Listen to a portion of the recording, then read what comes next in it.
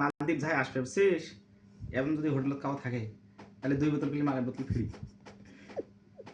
2 বোতল মাল ফ্রি দেয়। এই যে একটা, ওই যে দেখা, ওই যে একটা দেখছিস। হ্যাঁ, এখন এই মালের বোতল যে ফ্রি সেটা ঠিক আছে, প্রথমবার ফ্রি, পরের বার খাইলে কিনে খাওয়া লাগবে। হ্যাঁ, মালের বোতল ফ্রি দেবে, তো এটা ফের আরেকটা সমস্যা আছে কি জানিস, এই বোতল, মালের বোতল আর গ্লাস যদি ভাঙে তাহলে $4 জরিমানা দেওয়া লাগবে।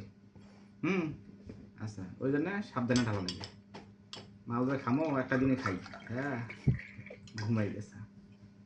এখন সেটা হোক, এখন যদি ফির বিজনেস যদি ফির পানি পড়ে বুঝছিস, এটা কি দেখছে, এই যে বেডশিট, হ্যাঁ ড্যামেজ বেডশিট, বেডশিট যদি পানি পড়িয়ে যদি ড্যামেজ হয় তাহলে তো জরিমানা দেওয়া লাগবে কত জানিস, $20 জরিমানা দেওয়া লাগবে যদি বিছনা ভেজে, বুঝছিস। ওই জন্য বিছনা পানি ফেলা দেওয়া নেই।